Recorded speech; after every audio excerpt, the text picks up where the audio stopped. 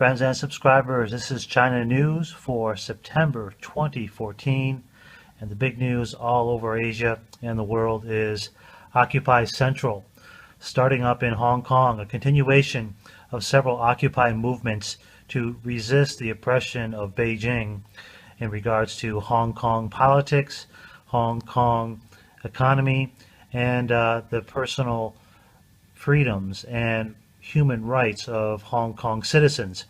As you may already know, Beijing is continuing to clamp down on Hong Kong. The latest information coming out of Hong Kong is that Beijing will vet their leaders coming up in the major elections. Now, the protesters are not happy about this, obviously, because Hong Kong is considered a special administration region, a zone that has had its own laws and rules and regulations for many years, and a friendlier relationship in terms of the economy with Western trade. Yet Beijing is stepping in and saying, we'll have enough of that, no more free elections. So you can see the writing on the wall, and the students in this picture are all lined up to stay out all holiday. Now, national holiday is the first day of the upcoming month, and basically what will happen is that these students are prepared to stay out all of these 7 days holiday. They already have 4 days of supplies. They have medical supplies, food, and yes, even weapons, because they know they're up against something that is going to be very difficult to defeat. I describe it as being ants up against a group of gorillas. But the students that I've talked to down there are determined. I'll have a video for that coming up here in another day or so. And we are now only in the second or third night of Occupy Central. Boy, sounds a lot like Occupy Wall Street, but only if the Occupy Wall Street folks would have been able to organize like these students, maybe something effective would have been done. Too bad it never was. The Occupy Wall Street movement should have been down at the New York Fed. Instead, they chose the wrong location, the commercial center of Wall Street in New York, which cause and effect. You can see where I'm going with this. Now, what does Xi Jinping of China say? Well, the leader of China says, embrace the Mao spirit, Maoism. And he's spewing Maoist rhetoric in a time when we all know that it's basically a sham. On one hand, Xi says that we should embrace it not just for its political leanings, but also for its humanitarian efforts. And this is completely hypocritical considering Mao's record on human rights. And additionally, the socialism model that Xi keeps talking about doesn't apply to him or the inter-party officials. You can check that because every party official on the inside has amassed millions and millions of yuan and stashed them away on offshore accounts, going against their own policies. So, is the tail wagging the dog or the dog wagging the tail? What's going on here? Well, these next few days should be very interesting, and we could possibly be seeing Tiananmen 2.0 in the making. Okay, rise of the housewife gold investor. You see there a picture of a middle-aged housewife at a gold jewelry store looking at gold and discussing the price per gram of gold. As in Japan, most of the women here, they control the household money. And they're the ones that are buying gold on the dips. Now, back in mid-April 2013, when gold went down to about 370 yuan per gram from 410, it was the housewives that were buying gold. And they bought up 300 tons of gold during the 10 days during that month. That was metrics that were done at most of the gold outlets in China and Hong Kong, and they found that it was the housewives that were doing most of the buying. And they are value buyers. They're looking for bargains. This is unlike their husbands who may buy numismatic coins or something along those lines. These women are looking for the lowest price. They're shopping around. They're investing by the gram, and they're obtaining gold and silver little by little rather than going for big purchases all at once. Gold news. Gold Bourse open international board in Shanghai Gold Exchange Free Trade Region. We knew this was coming. September 29th to be the day that overseas capital to invest in China's gold market will occur. And they will launch three yuan-denominated physical gold contracts of 100 grams, 1 kilogram, and the bigger London gold delivery bar weighing 12.5 kilos. And these are the three main products that they're going to offer through the free trade zone in Shanghai, which is another experiment, a grand experiment for the central government to see how free trade and free reign on exchange of renminbi will affect that region. And if everything goes right and everything goes as to plan, they can open up more free trade zones. But this is basically an experiment, just like the city of Shenzhen was one big experiment that grew and grew and grew, and they used that as a model for eventually developing other areas and opening them up. Chinese never do anything, I guess, on a limited time basis. It's always long term. They have long term plans, and it's a long time before you see the realization of those plans. It may seem a little backwards to some, but where there's a will, there's a way, and there's always a goal to be reached in the end, no matter how much pain you've got to go through to get there. So we'll see how this gold exchange affects the price of gold. I think it'll have minimal effect on the overall gold exchange price. Okay, more gold news. Basically, the gold exchange that I said it opened in Shanghai here end of this month, and people in Hong Kong were disappointed about their own gold exchange that opened, the HKME, which suspended trade in May of last year for little volume, and they claimed that the reason why there was so little volume and the exchange did not work is because most of the big players, manufacturers and retailers, are buying it for jewelry and not so much for investment. But there's hope that the Shanghai Exchange will do well. Now, the International Gold Exchange will be traded on a board that will be denominated in yuan. Offshore accounts must settle their funds in yuan, and this might be another reason why it's going to be difficult. There's 100 million was wound up after failure to pay salaries and creditors in Hong Kong for the Hong Kong exchange. We'll see what happens with the Shanghai exchange. As you know, iPhone has been launched in Hong Kong, but not in mainland China. Therefore, there's an arbitrage there between the Hong Kong price and the Chinese mainland price. And some iPhone 6s are going for over 10,000 RMB per phone, and that's for the basic model. The Plus going for much, much higher than that. And if it's a gold phone, the price is unbelievably high for basically what is going to be an absolute phone within 2 years. The top 5 smartphone brands, global market by sales in China. Samsung is still the leader, 31.3%, followed by Apple, Huawei, LG, and Lenovo, the personal computer manufacturer. And that's how the market looks right there. And basically, what a lot of Chinese are going to do is flip those phones when they get it over here and try to make some extra money. Believe it or not, a bad week for iPhone resellers in Hong Kong. Now, Hong Kong, as you may know, is the one place that you can go to get cheaper electronics goods and bring them into the mainland. And that's part of the reason why people look to Hong Kong to buy their electronics and their high-priced goods, because they don't have to pay that tax and they get a lower price. And also the feature set on a lot of products in Hong Kong are different than the mainland because they don't have the regulation.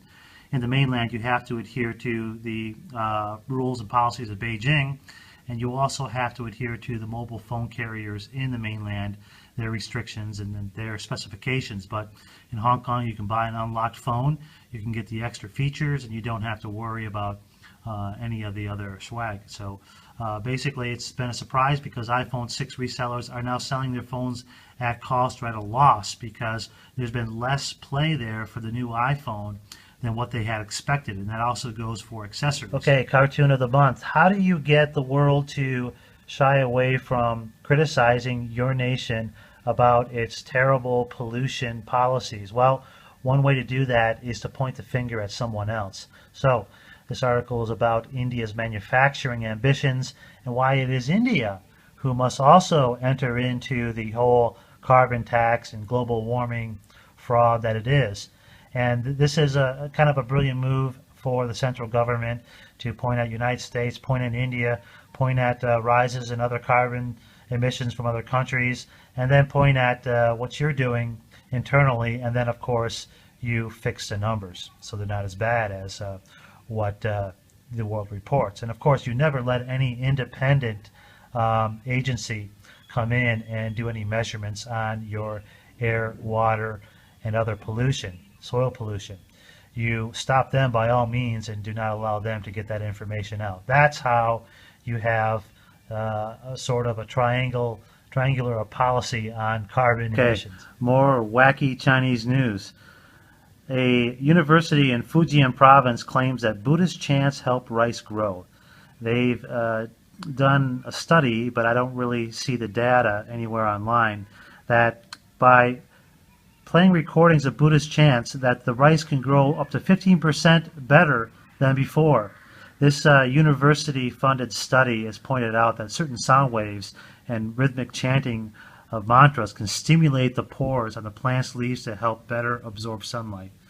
Now, I'm all for things like this, for holistic health and things that are alternative, trying to open your mind to certain things, but this just seems a little bit outrageous and too much propaganda for me to believe.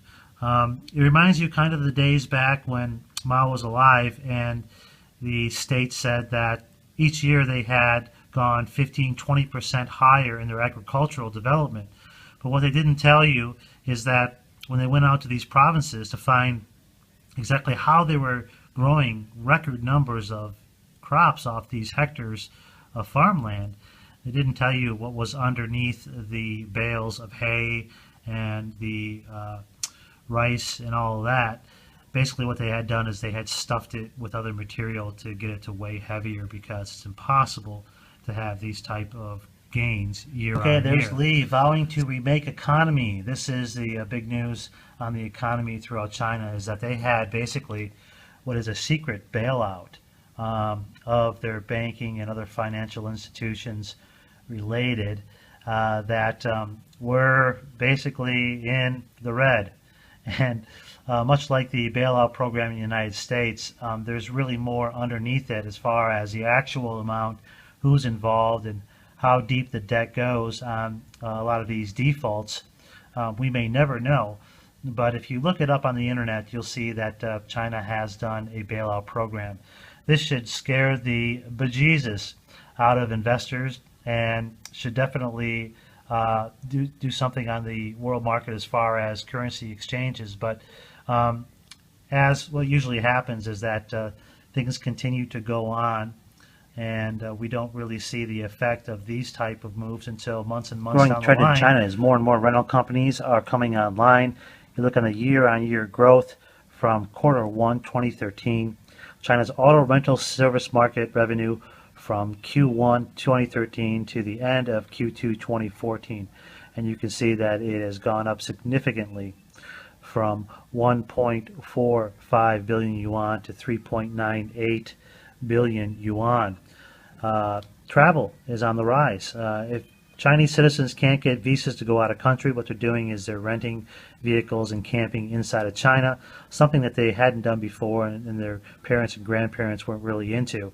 But even if they have electric bikes at home, they can rent a car, SUV, and rent gear and go out and enjoy the countryside in China. So any company involved in camping equipment or anything to do with this growing domestic tourism is going to do well here in China. Foreign car makers fined for monopoly, they say. Price fixing, $46 million US equivalent is what China is charging these car companies, such as Chrysler, and looks like it's going to be MG and a couple other companies, Volkswagen even, that are here in China. Now remember, when Xi Jinping took over, he was adamant on stating that he would allow Chinese companies to have the market share, hopefully someday, for a lot of these high-end products. And they do so by tax breaks and tariffs, and they do so by supplementing Chinese companies. And in this case, what it looks like they're continuing to do is finding foreign companies that they do not want to take up too much market share of the Chinese market. Now, earlier in the year, they had a lot of rhetoric about Apple, and they said they would no longer be buying Microsoft products for any government-related computers. And now they're coming out with these petty fines for these car companies after, of course, these car companies have already been established here and very popular, setting up factories and employing Chinese workers and paying their taxes and everything like that. But as you know, in China, you have to submit bribes and payoffs at some point because that's the culture. And when they do so, they're in kind of a difficult situation because to operate here, you've got to pay off the right people, yet that can be used against you someday if they see fit and fine you and the enemy or competitor, which would be the domestic car makers. They will have first dibs, and they will be able to dig up dirt on you because you've got to do this to pay. You know, you got to pay to play. Looking for foreign firms to pick on, and like I said previously, Qualcomm is one of the companies, but they're all foreign companies, and basically, if they're successful here and Xi Jinping doesn't like them, they're going to get investigated and fined, and the Chinese firms aren't even going to be looked at, even though we know that to pay to play here in China, every firm has dirt or skeletons in their closet because that's the culture, that's the environment, and then the government can just choose whoever they want to pick on. So it's very interesting. Gold. Okay, the Chinese are involved in cryogenics, and basically these cryonics labs that freeze patients and kind of keeps them on ice until hopefully they think a day will come when they'll be able to either get new bodies or repair the bodies that they have, is something out of a sci-fi novel, but it is happening. If you know that Ted Williams, the famous baseball player, is one of these people out in West, I believe Arizona, United States, that is frozen in cryonics, and basically the Chinese are interested in this, and they're teaming up with some companies from the United States to set up these labs in China, where if they have government support, we'll have less regulation and a more of an opportunity for them to push this technology. Every month on China News, I definitely do miss a lot of news that I'd like to get out to you, but it just simply cannot be done. I can't go without this month closing out without mentioning Alibaba's IPO, which they didn't really need to issue because Alibaba is rolling in cash. So why did they do an IPO? Well, it's to make more cash and to pay off the people that are involved in making Alibaba so successful. So everybody gets a drip of the wine, and the general public, they get scraps. They get just to smell the wine, and they don't actually get to taste it, because if you're going to buy Alibaba stock, then I've got some swampland in Florida and Mississippi that I can sell you at a great price. 88%, the proportion of people who have not heard of the Alibaba IPO. Now, in talking to some of my friends here, they had the same reaction that they did to the Facebook IPO. They're not interested. They know what it is, and nobody that I've heard of is going to buy a share of Facebook or Alibaba, because what it is basically is, not a Ponzi scheme, but a different kind of scheme. And, the only people that are going to make any money have already made their money. There's no opportunity here, especially when companies do IPOs and you never get a chance to get any A shares. If you get voting stock and you get A shares and you get equity before the IPO, then that's an interesting prospect. But if not, you're better off sinking your earnings, saving in gold and silver and other tangible assets, including real estate if the price is right and the tax exposure doesn't bring that down. Now, there are other assets that you can get into, but unfortunately at this time there's nothing else out there that has that store of value as what I've mentioned here before. So keep your powder dry, get good values, and stay away from Alibaba.